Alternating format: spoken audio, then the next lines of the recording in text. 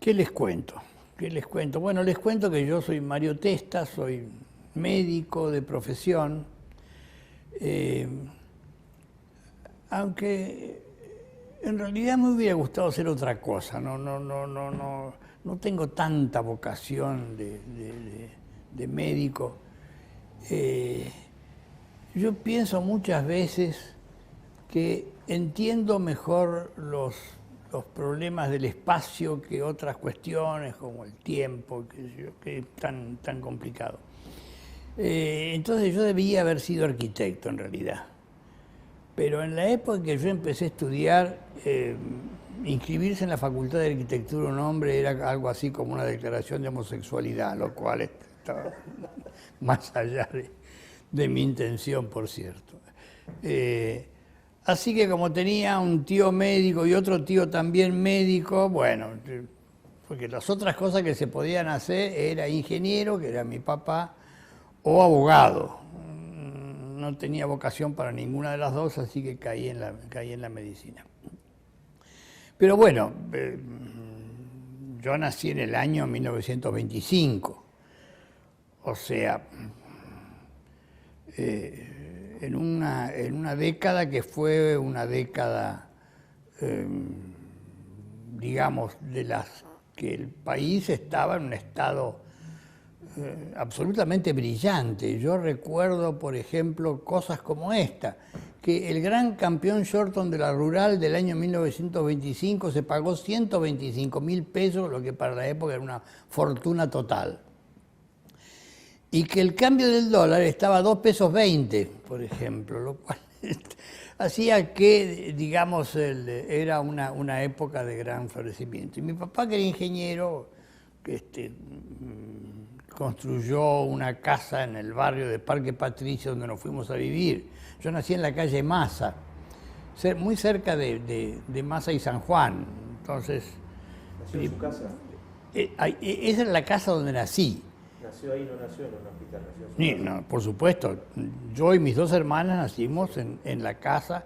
Había una partera que se llamaba la señora Costa, que fue la que ayudó a mi mamá en estos trances. Y como buen habitante del barrio de Boedo, fui hincha de San Lorenzo en la primera época, que no me oiga el Papa Francisco, pero bueno. Y después cuando me mudé a Parque Patricio me hice hincha de Huracán, Dios me perdone. Así que esta fue mi historia futbolística, terminó más o menos ahí, pero muchas veces fui a la cancha de Huracán allá, que todavía está en el mismo lugar donde estaba entonces. Entonces, de esos primeros años yo recuerdo vagamente, pero recuerdo los caballos andando por la calle Independencia cuando el golpe contra Irigoyen en 1930, porque yo tenía 5 años. Todavía vagamente recuerdo eso, de que había caballos en la calle Independencia, una cosa rarísima. Porque primero vivimos en la calle Maza, después nos mudamos a una casa en la calle Independencia y después nos fuimos a Parque Patricio. Y de Parque Patricio salí directo para acá. Bueno, después de algunos otros avatares medio complicados. Porque la verdad es que, bueno, hice el colegio secundario en el Nacional de Buenos Aires y fui ahí un alumno regular. No muy malo, pero no muy bueno. Todos los años tuve que dar algún examen, no me eximía de todas las materias. Pero claro, el primer año di dibujo y caligrafía, el segundo año di dibujo y caligrafía, en tercer año di dibujo porque no había caligrafía. Y después tuve que dar examen de geografía, de historia, de alguna otra cosa. No era de los mejores alumnos, era un alumno más o menos promedio. Y después fui a la Facultad de Medicina, que en el primer año todavía la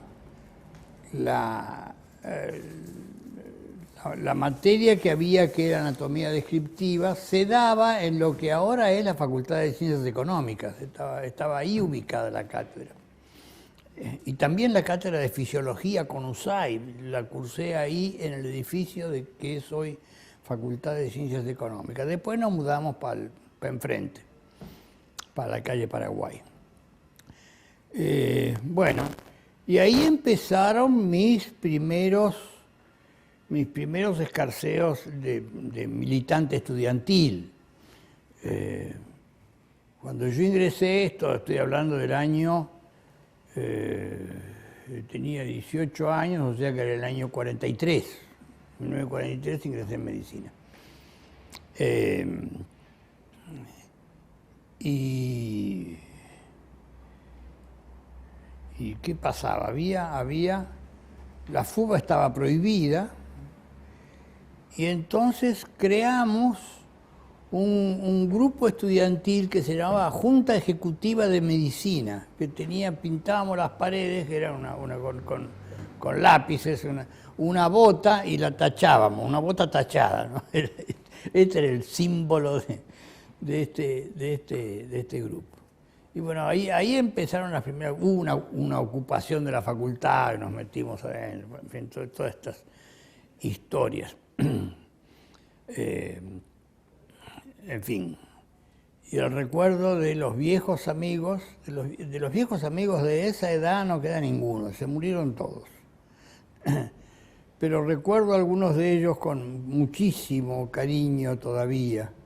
Hoy estaba recordando a uno de ellos, Arnaldo Torrens, era un ser maravilloso, y yo alguna vez dije, ese es el hombre que yo más amé en mi vida.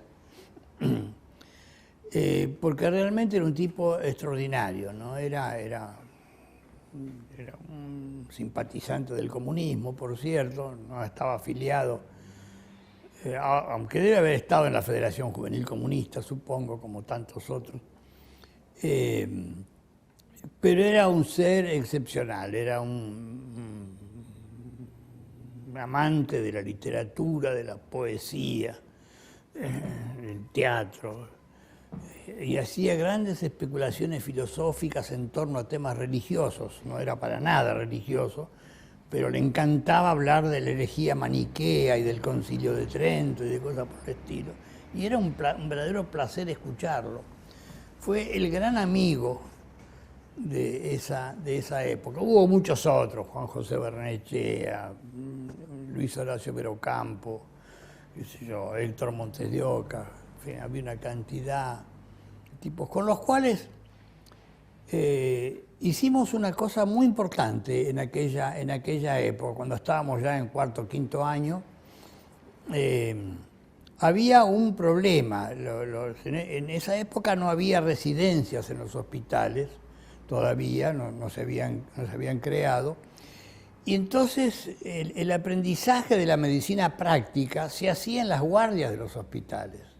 Es decir, las materias teóricas y los prácticos están muy bien, pero aprender medicina tratando enfermos, qué sé yo qué, que venían, decía me duele acá, qué sé yo qué, había que examinarlos, en fin. Eso se hacía en las guardias de los hospitales. Y había un problema muy serio, y es que los hospitales estaban en manos de hombres que eran generalmente tipos de pensamiento de derecha. Y en consecuencia ahí había un problema, porque en las guardias no entraban ni mujeres ni judíos. O sea, que resolvimos entonces que teníamos que conquistar para nosotros, para el grupo nuestro, la guardia de un hospital. Entonces, después de muchas deliberaciones, elegimos el Hospital Fiorito, en Avellaneda. El Hospital Fiorito de Avellaneda porque era una barriada de trabajadores muy populosa, donde había mucho movimiento, donde había muchos problemas, en consecuencia era una buena guardia para... Y entonces lo que hicimos fue una táctica, esta fue una táctica casi diría, de guerrilla, porque comenzamos a pedir ingreso individualmente a la asociación de practicantes, que era la que manejaba esta situación del ingreso o no a la guardia, a través de nombres que fueran insospechables. Entonces, Terencio Gioia, ¿quién le va a negar a Terencio Gioia? Héctor Montes de Oca, nombre de calles, no había nada que discutir. Luis Horacio Vero Campos, 2 apellidos con prosapia, qué sé yo. Y así entro yo también, Mario Testa, que no era ningún nombre conocido ni nada por el estilo, pero por eso mismo. Hasta que conseguimos tener en nuestras manos, veníamos de la trenza, de las asambleas en la Facultad de Medicina, que teníamos mucha práctica de trenzar una asamblea. Conseguimos entonces apoderarnos de la Asociación de Practicantes a través de una maniobra muy espectacular, que fue que un buen día los muchachos, la comisión directiva, agarró la guita que había en la caja y se fueron una noche al Tabarís. Y se gastaron la guita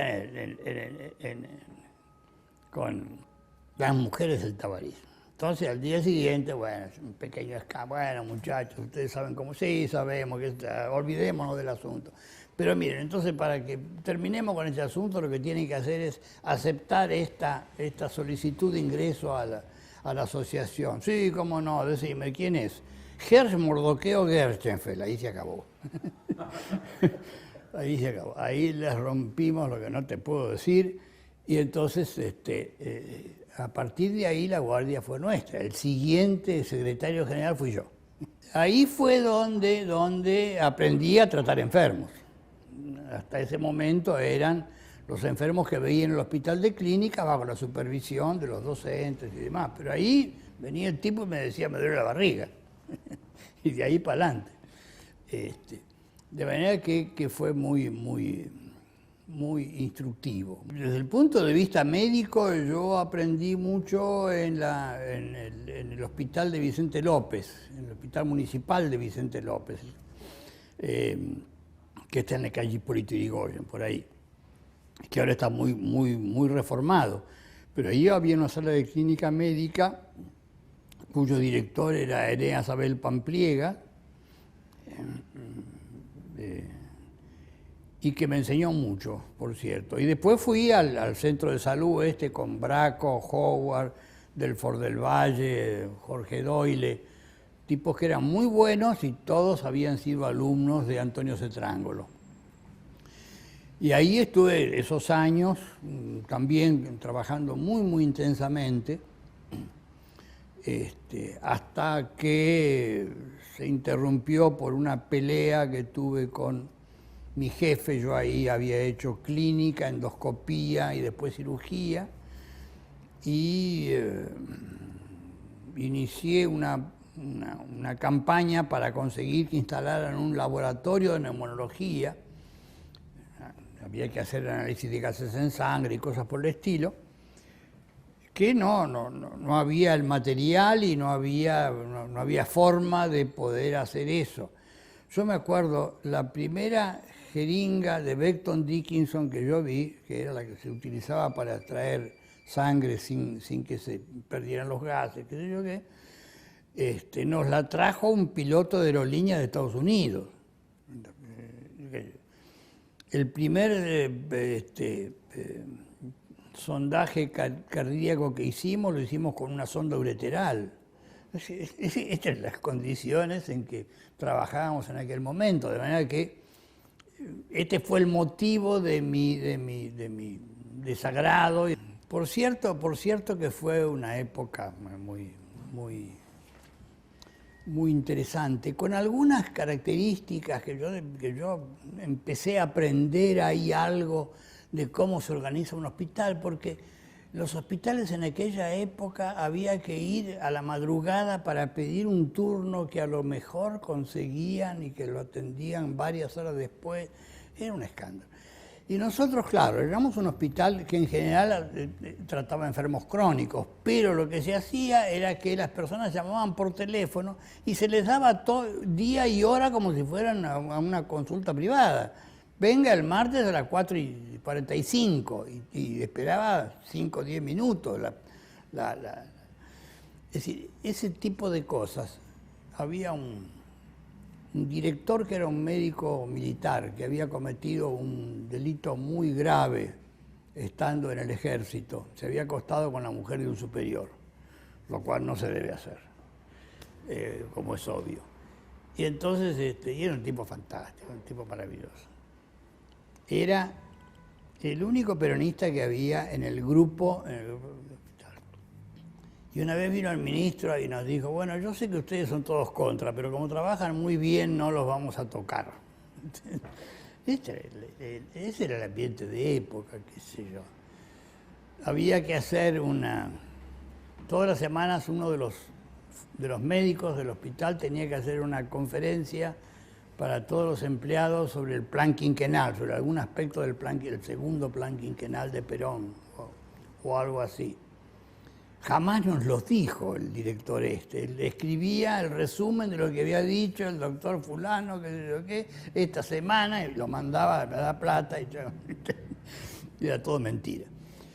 Pero fue una buena época, fue una buena época, muy formativa desde el punto de vista del trato a los pacientes, ¿no? Ese famoso relación médico-paciente que nos ha causado tantas preocupaciones a lo largo del tiempo, ¿no es cierto? Yo hice materias en la Facultad de Ciencias Exactas, estudié álgebra y análisis, hice 2 años, inclusive llegué a dar examen con un personaje famoso que fue Misha Kotlar, que era un ruso, hijo de un militar ruso que se fue de Rusia cuando la revolución, porque era del ejército zarista, y que le enseñó a su hijo las 2 cosas que sabía, que era jugar ajedrez y matemáticas, y tocar el violín, con lo cual se ganaba la vida en los cafetines en Montevideo, hasta que vino acá a Buenos Aires, Misha Kotlar, y era tan bueno en matemáticas que lo nombraron profesor titular de la facultad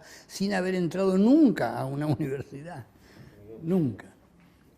Le pasó lo mismo que a Bertrand Russell, que tampoco nunca fue a la universidad, y sin embargo fue.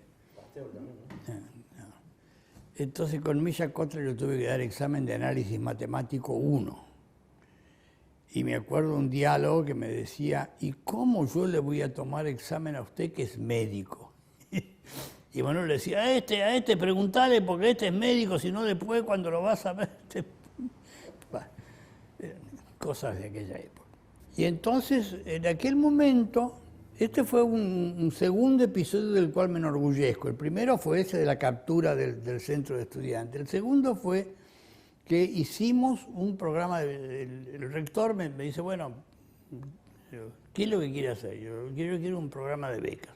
Bueno, ¿cuántas becas quiere? Espere, le dije. Entonces había en ese momento una reinscripción y censo, y había 60.000 alumnos aproximadamente en la universidad en ese momento. Pero yo hice toda una encuesta sobre qué exámenes habían rendido recientemente, y con eso fui descartando y llegué a la conclusión de que había unos 15.000 alumnos que eran realmente activos. Entonces, estudiando en el ámbito internacional, encontré que en Francia 1 de cada 3 estudiantes estaba becado. Entonces pedí 5.000 becas. Me dieron 200, fue un éxito absoluto. Y las distribuimos usando un criterio que era, solo se le da beca primero al que la necesita, y dentro de los que la necesitan, al que más la merece, digamos. Antecedentes. Es decir, si no la necesitaba, para eso mandábamos una visitadora social a la casa para ver qué tipo de casa era, explorábamos a ver si estaba peleado con la familia, porque si estaba peleado con el padre, aunque el padre fuera rico no le daba guita, una serie de cosas de ese tipo para medir de alguna manera el estado de necesidad. Y eso fue lo que nos dio pero fue un gran éxito. Participé entonces en las escaramuzas que hubo entonces entre la pelea de la libre y la laica, no sé si recuerdan eso. El gobierno, que era Arturo Frondizi el presidente, hermano de Ricieri, estaba a favor de la libre, nosotros estábamos a favor de la laica. Y entonces el asunto era que se enfrentaban 2 grupos en la calle, uno gritaban libre, libre, libre, otro gritaba laica, laica, laica. Agotados los argumentos empezábamos las trompadas, claro. ¿Qué se iba a hacer? Bueno, ese era el ambiente de la época, pero como yo tenía problemas económicos, ya tenía los 2 hijos, mi mujer y los 2 hijos, resolví, ante la invitación de un amigo, ir a Venezuela. Y en Venezuela fue donde entonces retomé una actividad más académica. Es decir, y la cosa fue también un poco casual. Yo llegué en noviembre del 1960 a Venezuela por primera vez y me encontré en una fiesta de Navidad, en la casa donde yo vivía, de mi amigo donde yo vivía. Me encontré con un chileno que era ingeniero agrónomo, que era Jorge Ahumada. Y Jorge Ahumada había sido el director de los cursos que la CEPAL daba para los funcionarios de los países latinoamericanos, que en aquel momento eran muy importantes porque estaba comenzando, durante los años 60, eso había comenzado en los años 50 aproximadamente, en la década anterior, y estaban comenzando los que se llamaban los diagnósticos económicos de los países. La CEPAL hacía un informe económico. En ese momento empezaban con los informes económicos. Y había toda una formulación que era muy, muy importante, porque yo estudiaba en los países desde un cierto punto de vista, que después quisiera comentar. Pero bueno, nos encontramos con Jorge Ahumada en esa noche y nos caímos bien mutuamente. Él era un hombre un poco mayor que yo, no mucho mayor que yo, algunos años. Yo tenía 30 y algo, 32 o algo por el estilo, y él estaría en los 38, tal vez, o alguna cosa así. Pero nos caímos muy bien, entre otras cosas porque a los dos nos gustaba mucho el vino y las mujeres. De esto último ya no me acuerdo bien por qué, pero eso es otro problema. Así que Jorge Ahumada me invita, me dice, ¿por qué no te venís? Yo te consigo una beca. Y efectivamente, él comenzaba, la semana siguiente comenzaba un curso en un lugar que se estaba creando en ese momento, que era el Centro de Estudios del Desarrollo, en dependencia de lo que era la Cordiplan, la Junta de Coordinación y Planificación uno de los primeros gobiernos democráticos que hubo en Venezuela después de 40 o 50 años de dictadura, con Rómulo Betancourt de presidente. Y entonces el ministro de Salud de ese momento era un malariólogo que fue un tipo muy importante. ¿Cómo es el nombre de este hombre?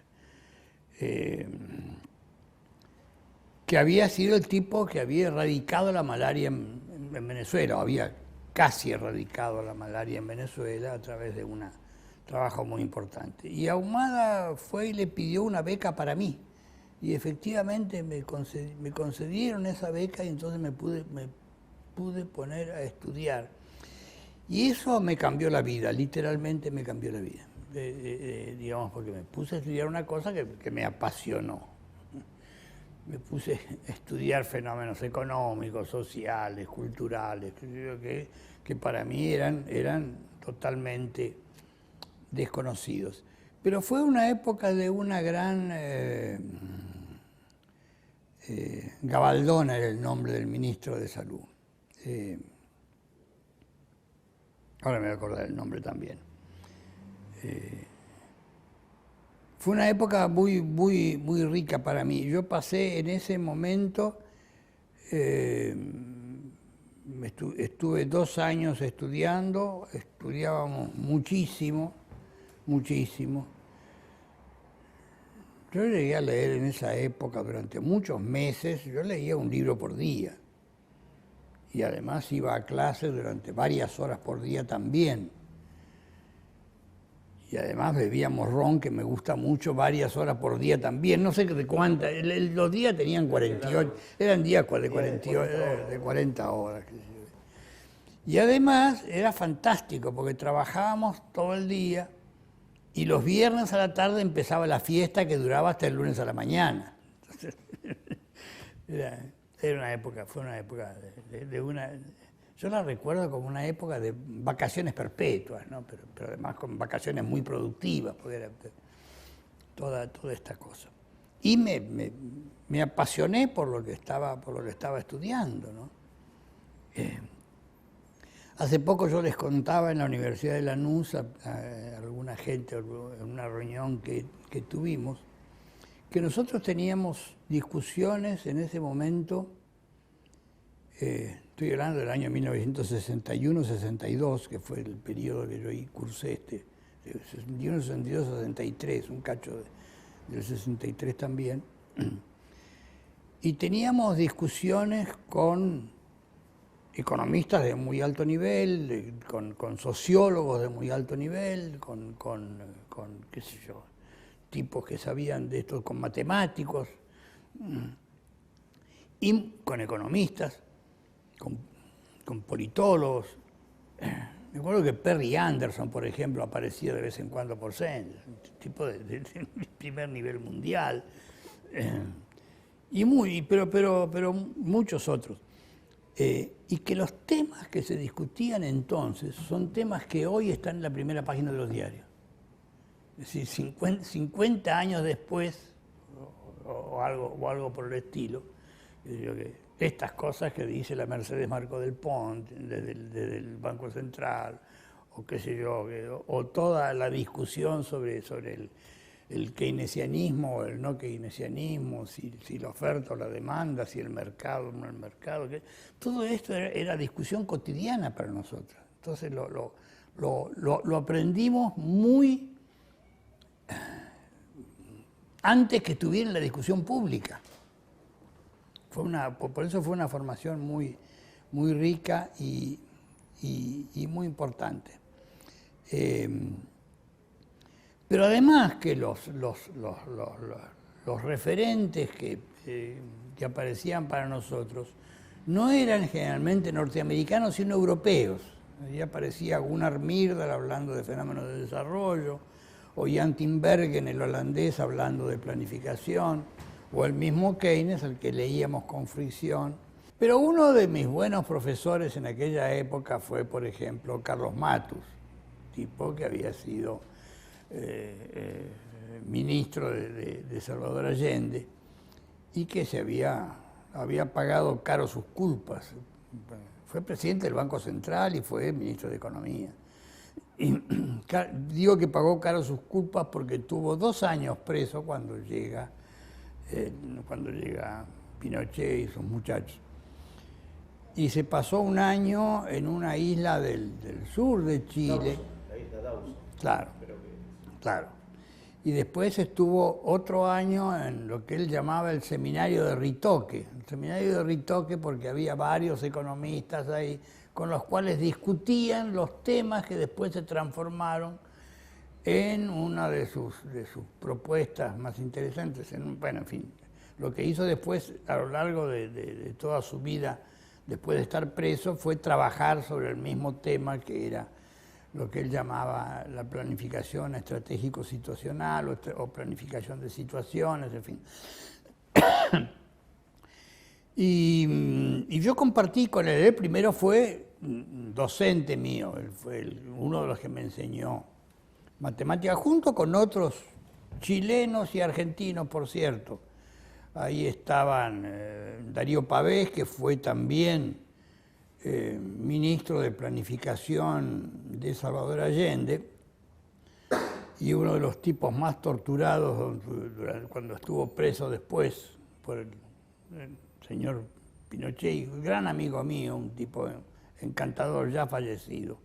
Pucha, no queda nadie entonces.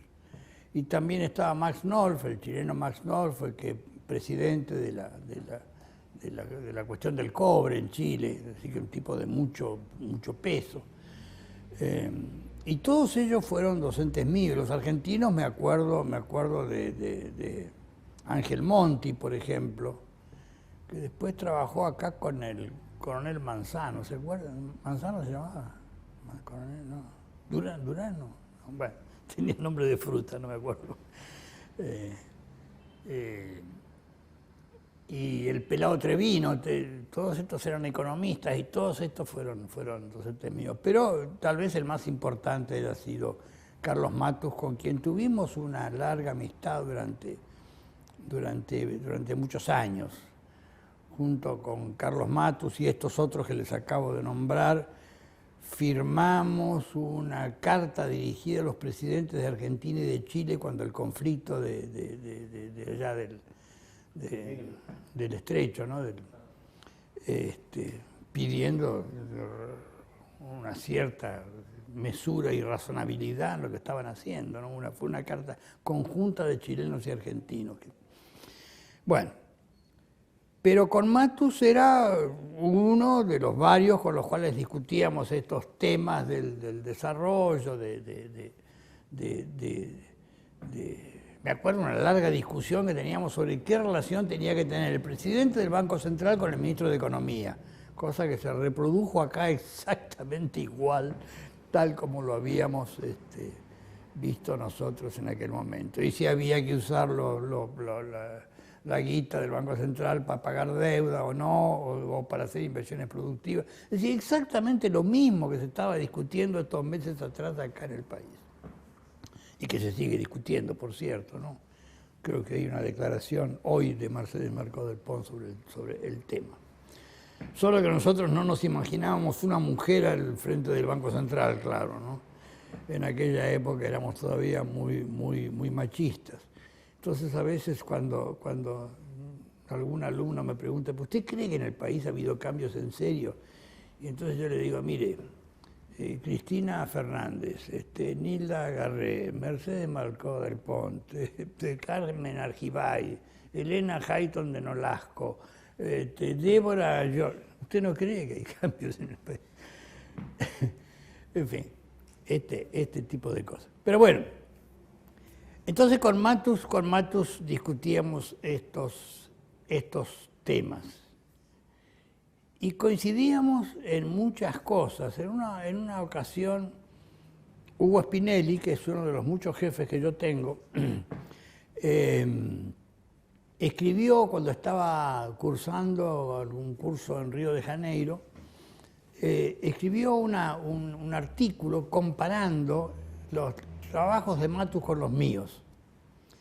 Y encontró una enorme cantidad de coincidencias, toda la cuestión en un montón de cosas, en aspectos epistemológicos, en aspectos metodológicos, en la interpretación de los fenómenos, en fin, hizo un paralelismo, un artículo muy interesante, donde encuentra que sin haber copia de uno a otro, o de otro a uno, hay una enorme coincidencia en la conceptualización de los temas. Frente a los mismos problemas se hicieron las mismas preguntas. Esta fue la respuesta. Yo tengo una gran admiración y respeto por la obra de Matus, pero esto lo he discutido con él a calzón quitado. Yo digo que él normatiza demasiado la política, ¿no? Digamos, le da como un cierre, como si fuera un tema, digamos, muy objetivo y científico, y que entonces él lo resuelve en base a formulaciones metodológicas que yo no comparto.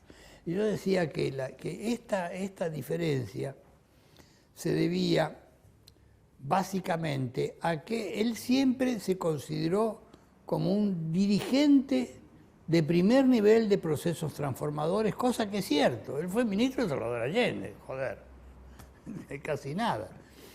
Y yo siempre me consideré un militante de base, tipo que aportaba desde la calle. Una vez escribí un artículo que se llama La Plaza, y decía esto, ¿no? de que es desde la plaza donde yo entiendo que hay que iniciar los procesos de transformación. Y él mismo entendía eso, entendía bien, y citaba mucho aquel famoso diálogo que tiene en algún momento Garrincha con el DT de Brasil en un partido que jugaban con los rusos. El DT viene y les explica una de esas jugadas de pizarrón. Vos venís por acá, pateás al centro, se la pasás acá a la derecha, el otro la tira para acá, y yo de cabeza entras y metes el gol. Entonces Garrincha está escuchando esta explicación del director técnico sobre cómo hay que jugar, qué jugada hay que hacer y qué sé yo qué. Entonces de repente se levanta y dice, ¿qué pasa? ¿Ya hablaron con los rusos? Claro, como si... hay que considerar... Claro.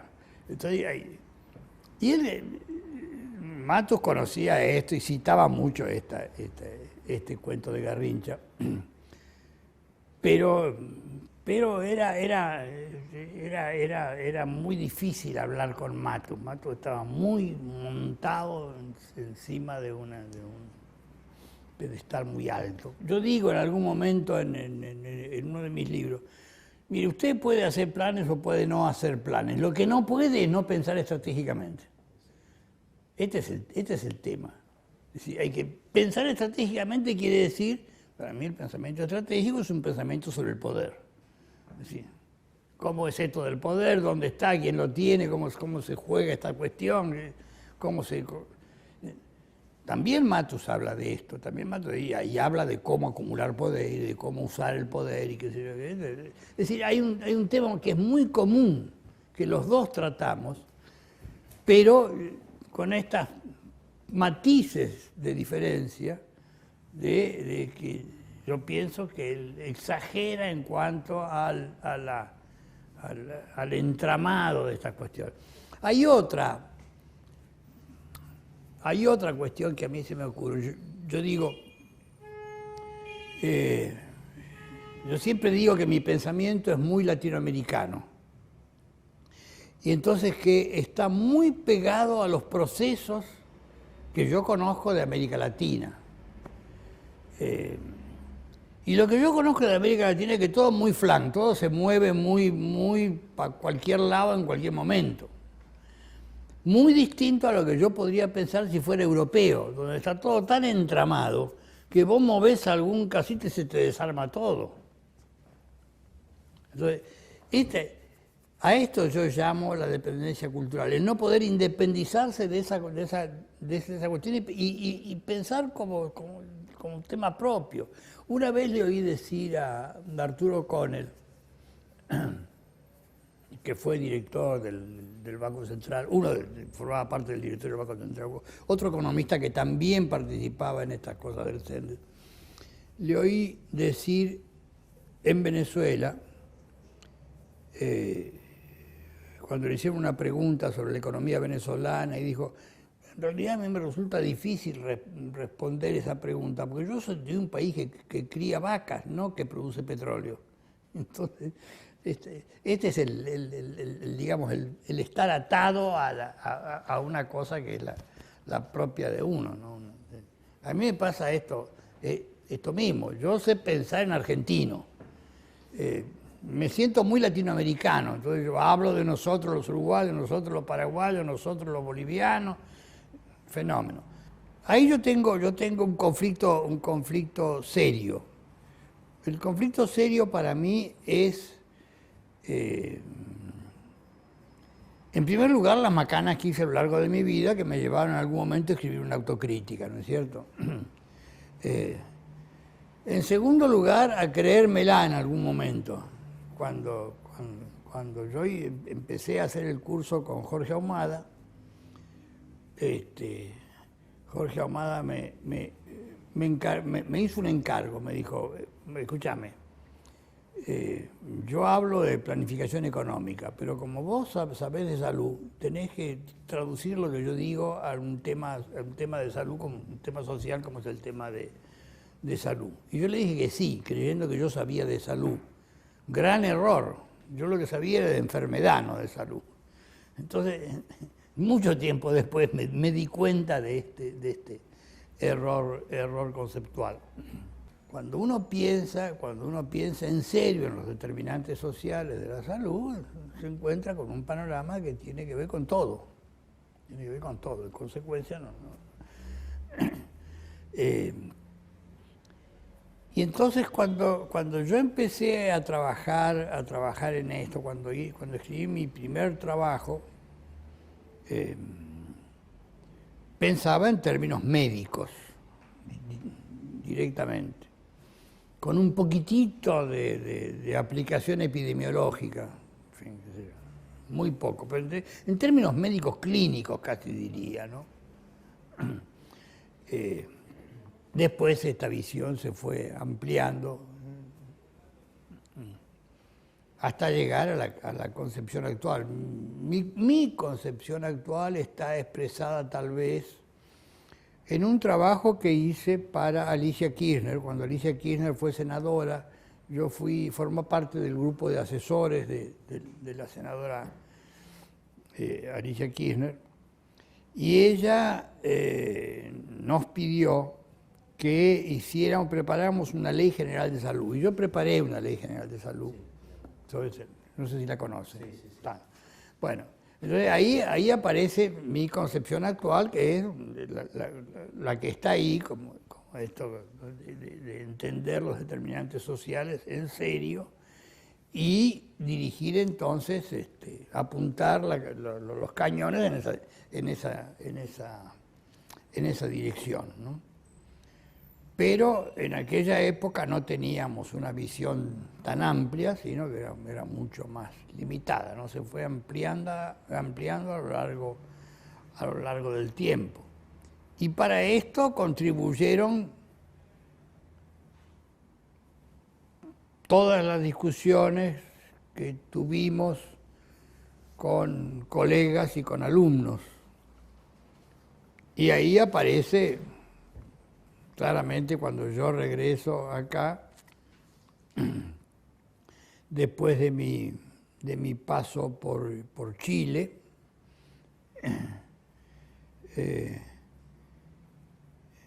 y yo regreso acá en el año 71 porque quería venir a hacer política, no porque quería venir a trabajar en salud. De Chile regresa al 71. Claro. El 71. Pasando previamente por Washington, y después Chile, y después vuelve a la Argentina. Claro. En Washington en la UPS. Claro. Sí, yo estoy en la OPS cerca de un año, no tanto, pero después sigo ligado con OPS. Cuando voy a Chile enviado por la OPS.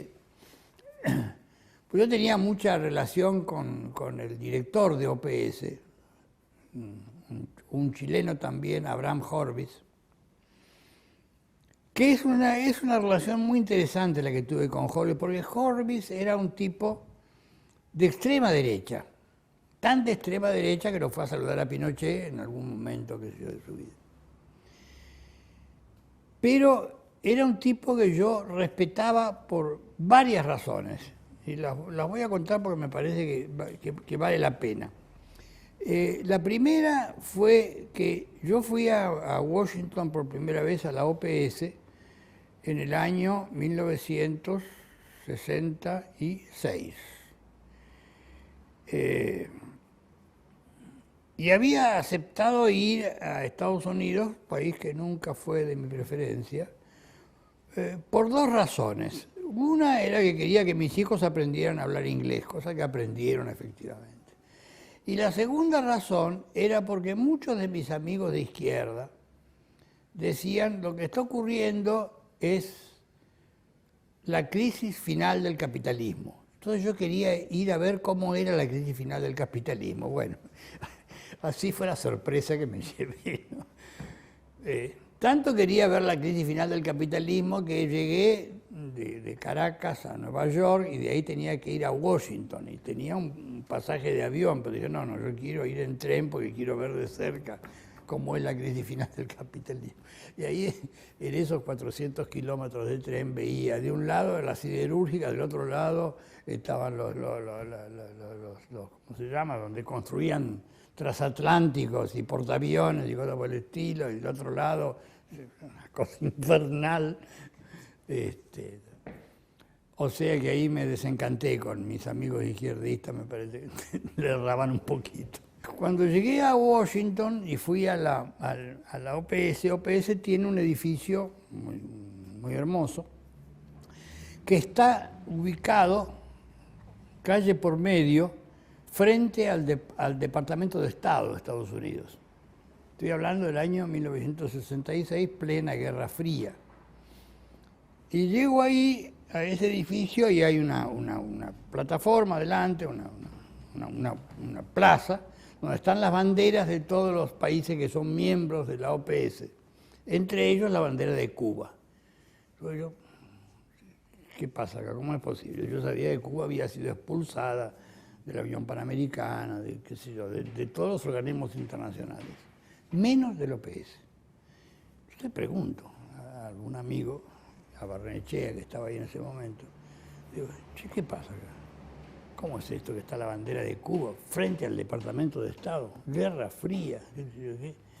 Entonces me explica, no, lo presionaron a Horvitz para que expulsara a Cuba de la OPS.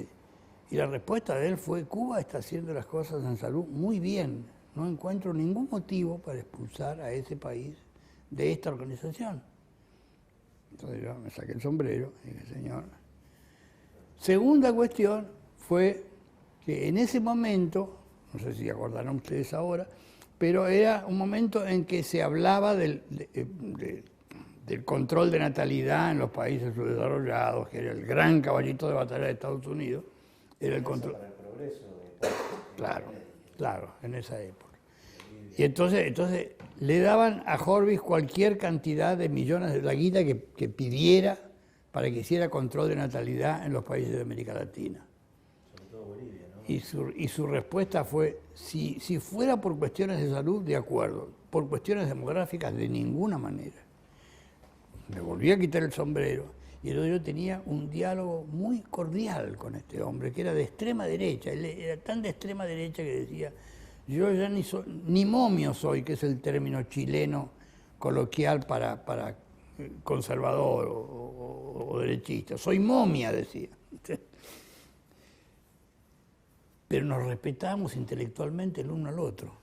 Él me respetaba, él sabía que yo pensaba de una manera distinta a la de él, y yo sabía perfectamente cómo pensaba él. Pero podíamos dialogar, y era un diálogo amable. Y yo quisiera ese diálogo hoy en mi país.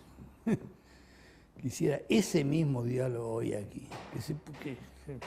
Porque mientras sigamos así, mientras Malena Galmarini le sigue diciendo forro a Scioli, estamos mal. O las otras cosas que hemos dicho de un lado y de otro, ¿no?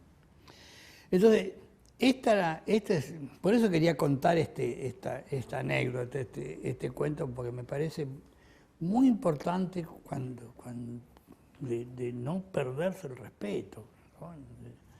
y de debatir en torno a cuestiones fácticas con argumentos. Yo le digo muchas veces a mis alumnos, admito cualquier opinión, pero por favor fundaméntela.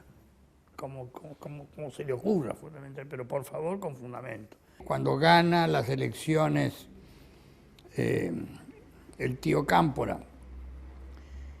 y nombra a Rodolfo Puigros interventor en la universidad,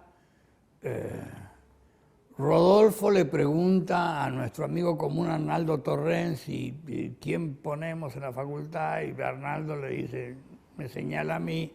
Entonces Rodolfo me llama, Mario, tenés que hacerte cargo. Bueno, está bien, Rodolfo. Entonces me hice cargo. Y fue también un periodo muy rico, porque fue una dirección colegiada, la de la facultad en ese momento. Yo tenía unos 20 colaboradores inmediatos de diversos lugares, el hospital, la escuela de enfermería, la escuela de salud pública, qué sé yo, los secretarios, y todos los días manteníamos una reunión que duraba entre 3 y 4 horas, donde cada sector tenía que explicar los problemas que tenían, y todos los participantes en la reunión tenían obligación de intervenir desde el punto de vista técnico, desde el punto de vista político, desde el punto de vista del manejo de los estudiantes. Y entonces, si había consenso, esa era la decisión y el siguiente paso era vos te encargás de esto. Si no había acuerdo, yo decidía. Y entonces designaba también. Y cada responsable tenía que darme cuenta de cómo se manejaba la... Fue una experiencia muy rica en ese sentido, una experiencia organizativa, administrativa, que para mí era muy novedosa, porque era la primera vez que nos manejábamos en una forma colegiada, en una forma así, conjunta. Así que fue también una cosa muy rica. Pero después se acabó. Después que lo mataron a Rucci, nos quedamos sin espacio. Había que... Entonces fueron unos pocos meses más, el verano de ese año y los primeros meses del año siguiente, y ahí yo me vi obligado a renunciar, presionado por las dos tendencias que me querían cada uno para su lado. La agrupación Lealtad era una, para el lado de Perón, y los Montoneros del otro, cosa que no rechacé ambas invitaciones cordiales, digamos.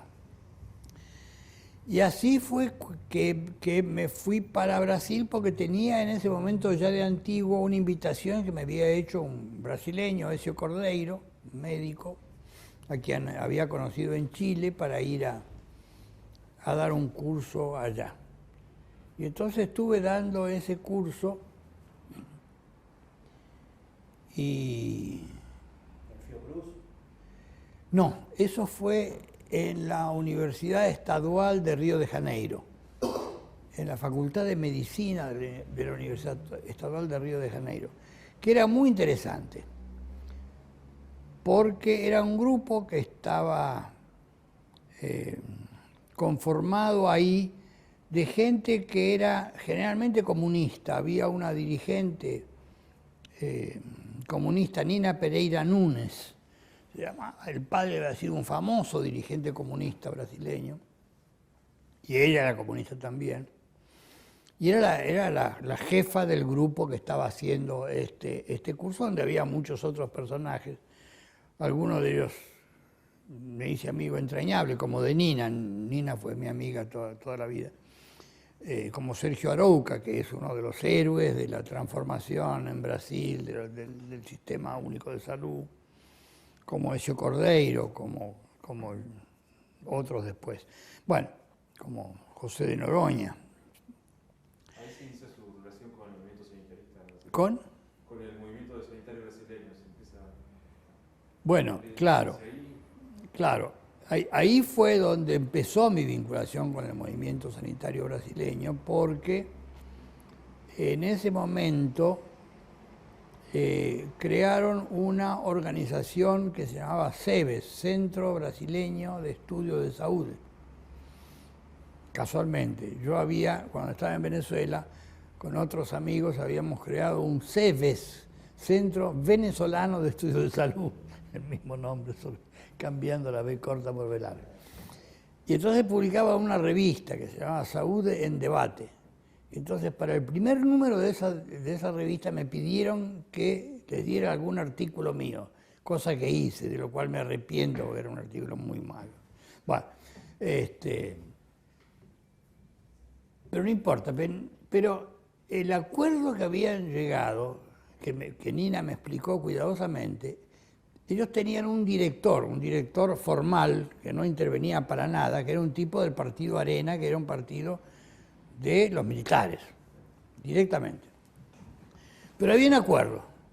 Decía, el acuerdo era que nosotros, dentro de la escuela, de la Facultad de Medicina, podíamos decir lo que quisiéramos, siempre que no usáramos malas palabras como marxismo, me explicó Nina, sino que vos decís método histórico estructural y todo el mundo va a entender marxismo, no hay ningún problema, pero no hables de marxismo. La última vez que fui a una reunión del Congreso de Salud Mental que organizan todos los años las Madres de Plaza de Mayo, con Eve de Bonafini a la cabeza, la última vez que fui, hago una charla, un diálogo, qué sé yo qué, muy bien, termino, y se me acerca un tipo alto, fornido, buen mozo, yo, pelo canoso, yo con una mujer más joven, bonita, y se me presenta, el doctor Tesson, sí, yo soy el general de brigada fulano de tal, retirado del ejército brasileño.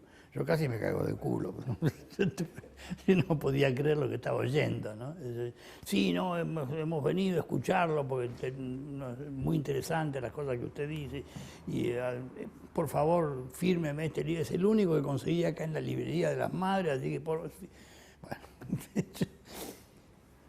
claro, entonces hay muchas cosas de este tipo. Después me acordé, el ejército de Brasil fue la cuna del movimiento social más importante que ha habido en América Latina, que fue la Columna Prestes.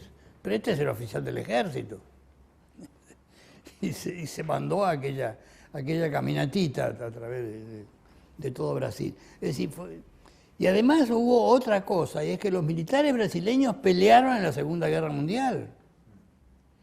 Entonces son todos datos que muestran cómo es una cosa diferente. No que sean más blandos ni cosas por el estilo. Cuando Nina me dijo, no salgas a la calle a pegar un grito porque te matan. Y es así. La consecuencia de todo esto fue que cuando terminó el gobierno militar, tenían preparada a toda la gente para hacerse cargo de todas las posiciones en todo el sistema de salud de Brasil. Cosa que no ocurrió acá. Yo les voy a contar una conversación que tuve una vez con José Noroña, que era uno de los médicos que estaban en este ámbito, que estábamos con Fito Chorny. Fito Chorny ustedes lo deben conocer porque ha sido asesor de Wiener en la Secretaría de Salud en Rosario. Estábamos los tres. Y entonces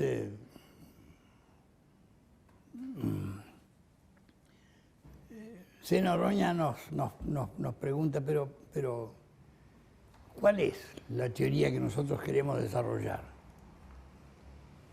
Y entonces Fito, no sé si fue Fito o fui yo el que le contesta y le dice, bueno, es la intersección entre epidemiología y política. Y entonces nos mira y nos dice, ¿y cuál es la praxis de esa teoría? Y la lucha por la toma del poder. Esta era, digamos, la concepción básica que nos llevaba a desarrollar todas estas cosas. Y ahí entran unos aspectos epistemológicos que yo he desarrollado en mis libros y que voy a tratar de explicar muy brevemente. Y es esta idea de que cuando uno piensa un problema, el tema de salud, por ejemplo, lo tiene que pensar de una manera que sea explicativa de lo que pasa. Entonces, para pensar explicativamente, hay que usar lo que yo llamo categorías analíticas. Y la categoría analítica es una categoría que uno abstrae de la observación de la realidad. Por ejemplo, la categoría clase social. La categoría clase social no es un invento de los comunistas o de Marx, como pensarían los militares argentinos, sino que es una observación de Marx que observa la sociedad y dice, hay división en clases. Es decir, es una categoría que se le impone al observador, como una categoría que está en la sociedad o que está en el fenómeno. En cambio, el concepto operacional es un concepto que sirve para manejar cosas, pero no para entender lo que pasa. Si yo digo cama de hospital, me sirve para manejar cosas. Vamos a aumentar la cama de hospital, la vamos a disminuir o la vamos a redistribuir. Pero no me sirven para explicar lo que pasa en la salud. Este es el tema. A esta diferenciación entre categorías analíticas y conceptos operacionales es esto de que la categoría analítica no la puedo inventar. Yo puedo inventar conceptos operacionales, pero no puedo inventar categorías analíticas, porque están en el fenómeno que yo quiero explicar. Hay un caso muy interesante, el de Ludwig Fleck, un epistemólogo polaco, que es médico, o era médico, no sé si se murió, y estaba estudiando el diagnóstico serológico de la sífilis en algún momento.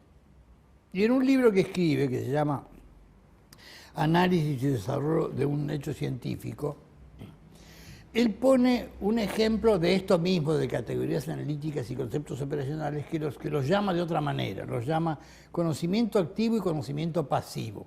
Conocimiento activo es el que él inventa. Y pone el siguiente asombroso ejemplo. Dice, por ejemplo, si yo miro las series atómicas, sé que le puedo poner al hidrógeno, decir que el hidrógeno tiene peso atómico 1. Aunque como nadie ha pesado un átomo hasta ahora de nada, que yo sepa, es un invento. Pero dado ese invento, yo tengo que deducir necesariamente que el peso atómico del oxígeno es 16. No puedo inventar los dos, puedo inventar uno solo. El otro se me impone porque está en la realidad. Entonces, esto lo pone como ejemplo de estas dos tipos de categorías que yo utilizo. Y así es como, digamos, como no se puede inventar, aparece como iluminación el tipo que se mete en la bañadera y dice, ¡eureka! Lo encontré, ¿no? Es decir, descubrió que el desplazamiento del agua era el mismo que la masa de su cuerpo, bla, bla, y así encuentra una de las leyes básicas. A mí me pasa lo mismo con el descubrimiento de la categoría poder. No es que yo le invento la categoría poder, es que se me impone desde la observación de los hechos que estoy mirando atentamente, que pasan en el terreno de lo que es mi profesión, que es trabajar sobre la cuestión de salud. Y entonces, sobre esto vamos construyendo. Después se va construyendo de diversas maneras. Bueno, poder, ¿qué tipos de poder? ¿De qué manera? ¿Cómo se relacionan dos personas para que una tenga poder y otra no? Etcétera. Es decir, uno va desmenuzando esta categoría para encontrarle todas sus características, etcétera. Y es así como vamos desarrollando esta cuestión. Los brasileños, después que crean el CEBES, que es un pequeño grupo más bien académico, bastante cerrado, de los amigos de Río de Janeiro y algún otro de por ahí, que después se van incorporando otros. Después, cuando desarrollan toda esta cuestión a través de este proceso de acordar con los militares sobre cómo proceder, generan otra asociación que es la Sociedad Brasileña de Posgraduación en Salud Colectiva. Es decir, ya son los graduados, ya no son los que el pequeño grupo, sino que van creando, van generando sucesivas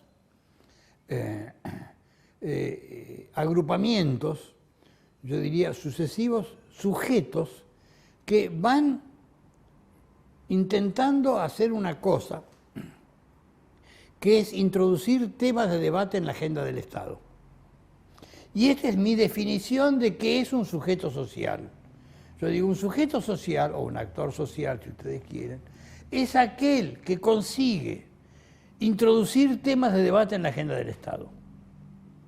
Y es con esta concepción que después los brasileños pasan a un tercer nivel de agrupación, que lo llaman el partido sanitario, que no es un partido formal, pero que sí reúne una serie de agrupaciones en todo Brasil, que llegan entonces al 8º Congreso de Salud en Brasil y después a la Asamblea Constituyente e imponen esta consigna que es la salud como deber del Estado y derecho del pueblo. Es decir, esta es la construcción.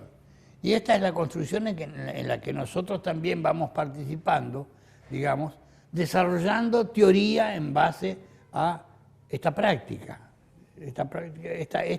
Mejor dicho, esta interrelación entre teoría y práctica que se va haciendo una rueda permanente para ir generando estas cosas. Cuando nosotros le propusimos a la senadora Alicia Kirchner este proyecto de ley de salud, la senadora no se discutió algo en la Comisión de Salud que ella presidía, pero al poco tiempo ella se fue de la senaduría para hacerse cargo del Ministerio de Bienestar. Y entonces lo que hizo fue distribuirlo entre estos centros de integración comunitaria que creó por todo el país para que se discutiera en la base, para que desde ahí surgiera el movimiento que lleve a instalar esto como tema de debate, que no está instalado, Hay otro ejemplo famoso, y es, esto me lo contó Jorge Ahumada, que una vez lo había ido a ver al presidente Franklin Roosevelt. Y entre otras cosas le había contado que lo habían ido a ver delegaciones de la AFL-CIO al presidente, es decir, de los sindicatos principales estadounidenses, para que el presidente hiciera alguna cosa, no me acuerdo qué era, qué sé yo, que tomara alguna decisión con respecto al trabajo, no sé qué. Y la respuesta del presidente Roosevelt fue: oblíguenme. Es decir, movilícense de manera que yo no tenga otro remedio que hacer lo que ustedes quieren que haga. Porque si sabe que si parte de él solamente, está perdido. Está perdido. Y yo he visto situaciones de ese tipo, ¿no? De que la cosa tiene necesariamente que partir de abajo. Creo que es Citarrosa, que tiene una canción que se llama Crece desde el pie. Montes Claros es una ciudad de unos 200.000 habitantes en Minas Gerais. Y ahí había un centro de salud que yo fui a ver en una oportunidad, enviado por la OPS, donde había un tipo muy notable, un muchacho, se llamaba Francisco de Asís Machado, médico, que tenía una serie de personas que trabajaban con él, médicos, enfermeros, asistentes sociales, psicólogos, había de todo. Y lo que ellos hacían era hacer asambleas de población, reunían grupos de población, a los cuales, utilizando el método de Paulo Freire, de extraer de ellos los conocimientos con respecto a... Entonces venía y decía, bueno, muy bien, a ver, aborto, ¿qué saben de aborto? Y ahí empezaba la gente a hablar de lo que sabía de aborto, bien o malo, y así iban construyendo una cuestión que terminaba en algún tipo de propuesta. Yo me acuerdo que fui a ver este centro de salud de Montes Claros, enviado por OPS, y me hice muy amigo de Francisco de Asís Machado, Chicán lo llamaban, que me enseñó dos cosas. Una fue tomar cerveza con guía, porque él, antes de tomar cerveza, tomaba la guía, que era un vasito de cachaza, ¿no? Para que fuera la guía de la cerveza, que supiera por dónde tenía que ir. Y después tomaba cerveza. Y la otra fue lo siguiente, decía, lo importante no es a dónde se quiere llegar, sino lo importante es desencadenar un proceso. Es esta toda cuestión que yo tengo una discusión con mis alumnos siempre sobre que la planificación comienza con la imagen objetivo. Yo digo, no, eso, si usted quiere tener imagen objetivo, téngala, a mí no me interesa. Lo importante es cómo desencadenamos un proceso, cómo empezamos a hacer algo, a hacer cosas. Y para empezar a hacer algo tenemos que modificarnos nosotros. ¿Cómo empiezan las madres de Plaza de Mayo? Se ven las caras y dicen, ¿y a vos qué te pasa? Y yo perdí un hijo, y vos y mi hijo está preso, y vos qué tenés, qué sé yo. Y entonces hagamos algo. Ese es el proceso que desencadenan. Y terminan con la Eve de Bonafini diciéndole a Néstor Kirchner no tenés que pagar la deuda. Néstor Kirchner baja la cabeza y... Esta es la construcción de un sujeto social. Esto es lo fundamental del asunto. Porque tal vez en Bélgica o en Noruega se puedan instalar imágenes objetivas porque tienen... Una vez me encontré con un muchacho holandés, muy bueno, un demógrafo extraordinario, Wim Dirksens. Se había ido a Centroamérica, andaba por El Salvador, no sé por dónde. Wim, ¿qué haces vos en El Salvador? Vos que sos holandés. Sí. Y mirá, lo que pasa es que allá en Holanda está todo hecho. Si uno quiere trabajar en demografía, tiene que hacer demografía del siglo XIV o alguna cosa por el estilo. Todo lo demás está listo ya. En cambio acá no hay nada hecho, hay que hacer todo.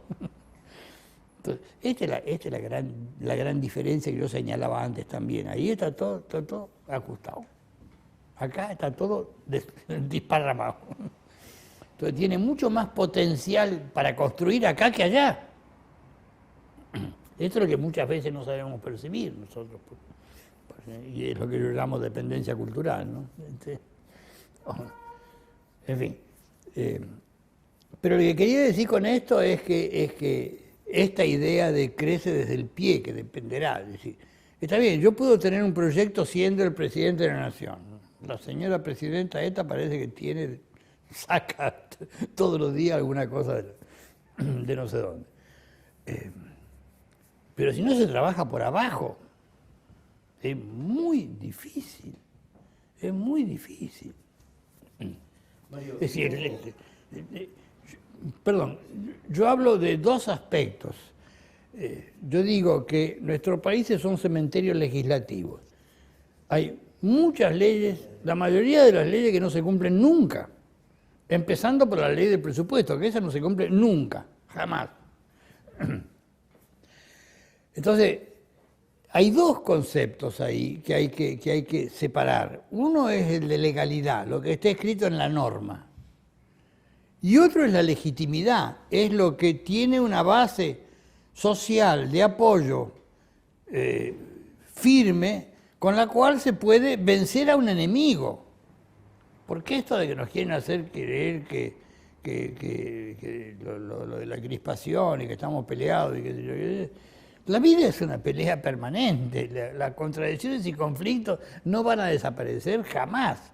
Lo que yo puedo hacer es usar la contradicción o el conflicto para joderme la vida o para salir para adelante.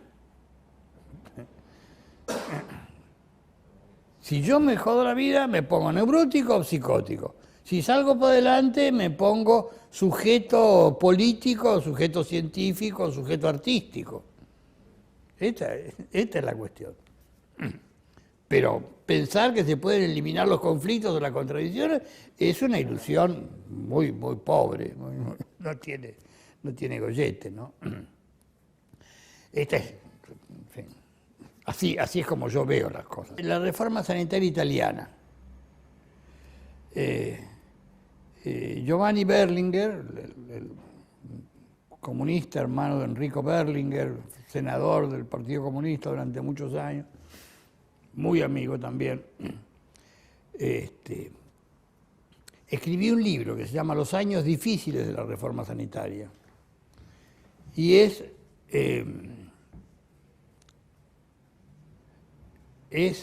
la idea de que cuando uno hace una reforma muy radical, como fue la reforma sanitaria italiana,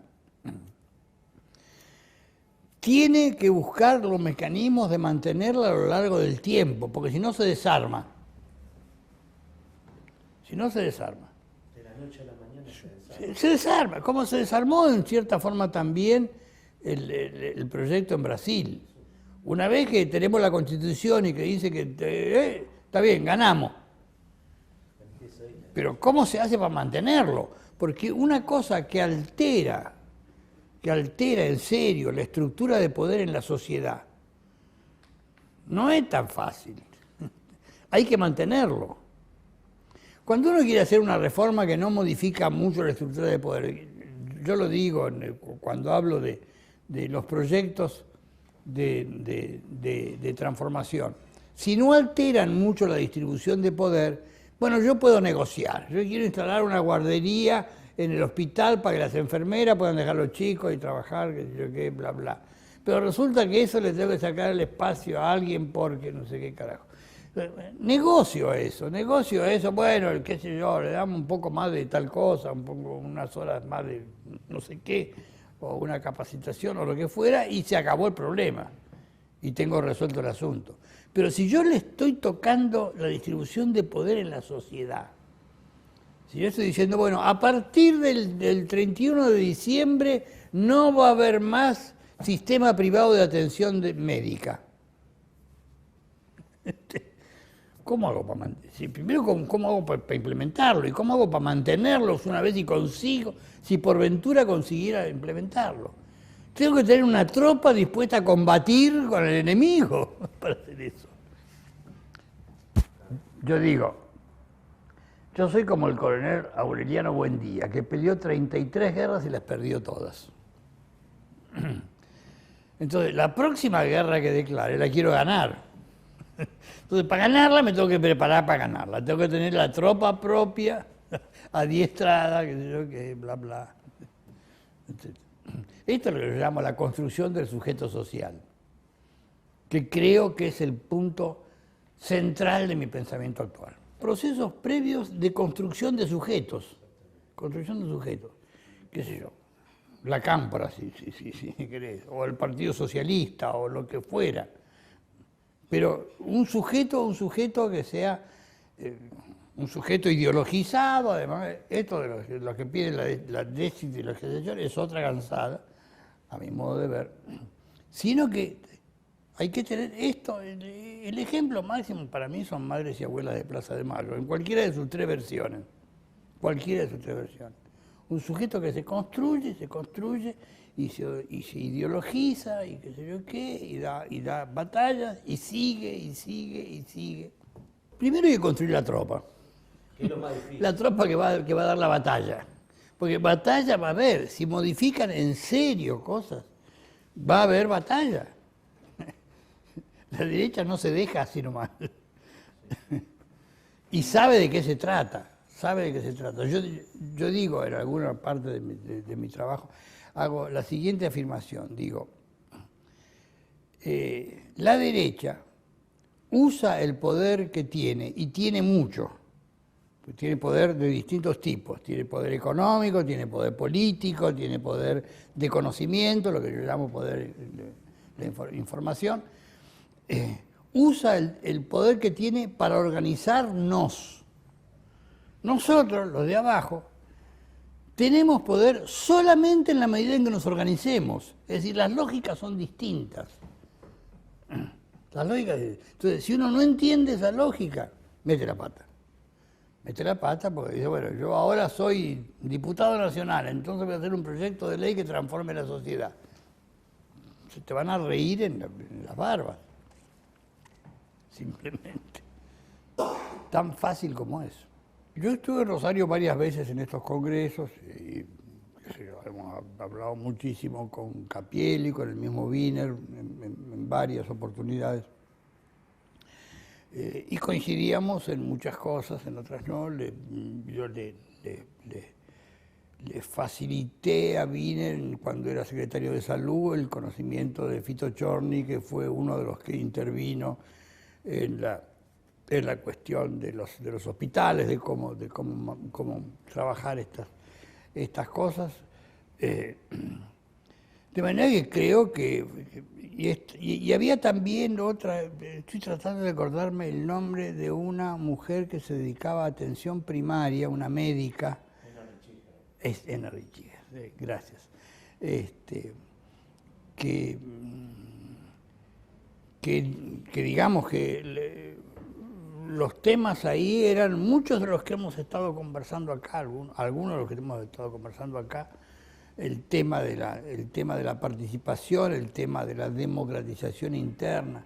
Yo ahí soy muy enfático en algunos de mis trabajos cuando hablo de lo que llamo la doble barrera ideológica con respecto a la gente que trabaja en salud.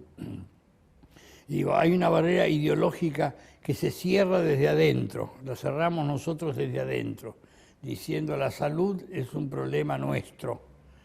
Y hay otra barrera ideológica que se cierra desde afuera, que es el de la población, que dice los problemas de salud son problemas de ellos.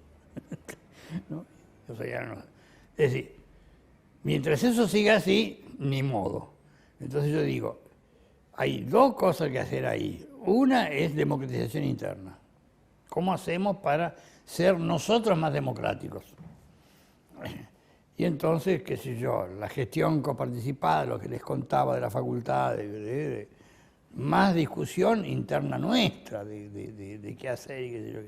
Y la otra es participación externa. Busquemos a las madres de Plaza de Mayo, a las qué sé yo qué, a lo que fuera, que esté afuera y que entienda esta cuestión y que abrir esas barreras ideológicas no es para pelearse uno contra otro, sino para ver cómo hacemos para formar una cosa juntos, ¿no? Con el manejo de las contradicciones. Hay un capítulo que a mí me gusta mucho de lo que yo hice. Bueno, algunas de las cosas que hice no me gustan, pero algunas de las cosas que hice sí me gustan. Que es cómo manejo yo el tema de las contradicciones y conflictos. Y yo digo, siempre hay contradicciones y conflictos. El tema es cómo las usamos. Si las usamos para crecer y para fortalecernos o si las usamos para destruirnos. Yo puedo usar los conflictos con mi mujer para tirarla por la ventana o para tener una noche maravillosa. Cualquiera de las dos cosas. Es decir, depende, no sé bien de qué. Este es uno de los interrogantes que yo tengo, que no entiendo bien cuándo es que uno usa las cosas a su favor, lo que yo llamo usos positivos de las contradicciones y conflictos, o cuándo hace usos negativos de las contradicciones y conflictos. Yo sé que la neurosis y la psicosis es un uso negativo de las contradicciones. Sé que la violencia es un uso negativo de las contradicciones y conflictos. Ahora, ¿por qué en un momento se produce una cosa y por qué en otro momento se produce otra? Sé que el dedicarse a la ciencia, a la literatura, a la política, es un uso positivo de las contradicciones y conflictos. Pero ¿por qué en un momento una y en otro otra? Eso no lo tengo claro. Tengo alguna sospecha, pero no sé. Eso me gustaría dejárselo como tema a alguno de los que sigan, porque yo ya mucho no sigo, ¿no? La verdad es que muy optimista nunca soy. Aunque pienso en algunos de los grandes pensadores históricos y acepto aquel famoso pronunciamiento que hizo Antonio Gramsci en el primer congreso del Partido Comunista Italiano en 1921. Dijo, tenemos que ser pesimistas de la inteligencia y optimistas de la voluntad. Es decir, hay que pensar que las cosas son peor todavía de lo que parecen. Ese es el pesimismo de la inteligencia. Un científico diría, hay que castigar la hipótesis. Entonces, todo lo que estamos viendo debe ser todavía peor. Pero hay que ser optimistas de la voluntad. A pesar de lo peor que pensemos con respecto a la situación, tenemos que seguir luchando para mejorarlo. Y eso fue lo que hizo. Eso fue lo que hizo. Y dejó una obra impresionante. Les aclaro que yo nunca fui comunista. Bueno, nunca fui afiliado a ningún partido político. Nunca estuve afiliado a ningún partido político. Pero he tenido siempre mis preferencias. Creo que tengo mi corazón a la izquierda. Un poco deteriorado. ¿Por el marcapaso? Pues me han tenido que poner un marcapaso, pero bueno, siempre he estado apuntando a la izquierda. Tanto que en alguna época, cuando tenía 20 años posiblemente, yo pensaba que a los 30 iba a estar viviendo en un país socialista. Bueno, parece que me equivoqué por un poquito. Pero creo que hay que seguir peleando para ese lado.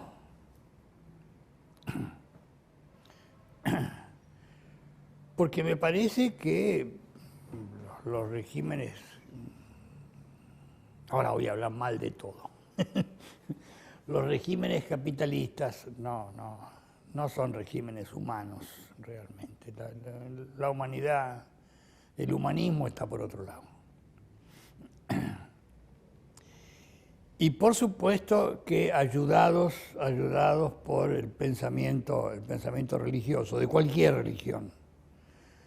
En lo que es más próximo para nosotros es la religión católica. Yo fui muy amigo de Carlos Bloch, de María del Carmen Troncoso, de Susana Belmartino, de la gente que formaba el CES de la Asociación Médica de Rosario, donde fui muchas veces, muchas. Y me hice muy amigo de Carlos Bloch antes de eso, cuando estaba en Venezuela, porque en algún momento recibí una carta de él, a quien no conocía, y se presenta: yo soy Carlos Bloch, que yo dirijo, que yo esta revista, me manda un ejemplar de la revista, de los cuadernos médicos sociales. Y lo que quería pedirte, me dice en esa carta, es que si tenés algo para publicar en la revista, me gustaría que me lo mandaras. Yo le contesté, sí, cómo no, le dije, pero me ponía una exigencia: tenés que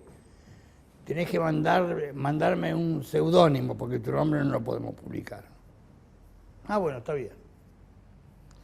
Y eso hice, le mandé un artículo y lo publicó con el seudónimo que yo le había mandado. Esa revista la recibió Mario Hamilton en Río de Janeiro. Y entonces se puso a leerlo, y dijo, pero yo esto lo conozco. Y fue al mirar el nombre que firmaba ese artículo. Y el nombre era Paulo Alexandre. Mis dos hijos se llaman Pablo y Alejandro. Me llamó, dijo, sos un turro. Eso hizo Carlos Bloch. Y eso lo hizo con Florel Ferrara, con José Carlos Escudero, y no sé con cuántos más. Yo creo que hizo una obra extraordinaria, Carlos Bloch, ahí. Y armó esos cursos que armaba allá, de los cuales Wiener fue alumno, por ejemplo, ¿no? Así que me parece que hay una larga historia de hechos, y yo reconozco eso cuando digo, hay grupos que se quedaron, en uno de mis libros, en Pensar en Salud, en el último artículo ahí, donde hablo de salud y ciencias sociales en Argentina, o algo así. Menciono y hago este reconocimiento a los grupos como el de Carlos Bloch, querido amigo, y María del Carmen Troncoso, que era una tipa fenómena también. Así que yo creo que esas son partes de las construcciones que van siendo realizadas y que van aportando cosas. Esa revista fue fundamental para el conocimiento de los temas de salud argentino, los libros que después publicó Susana junto con Carlos y con todos ellos, ¿no? Y ellos fueron también una base sólida para lo que fueron los congresos de Rosario, ¿no? Así que me parece que eso está muy bien. Y la otra cosa es la gente que se ha formado allá y acá. El tipo que dirige la maestría de salud colectiva en la Universidad de Lanús ahora es un rosarino, Leonardo Federico. Se los robamos a los rosarinos. Es el mejor alumno que hemos tenido, yo creo, en las 16 cohortes que llevamos en ese sitio. Así que yo creo que las cosas van y vienen, como vamos y venimos a veces las personas.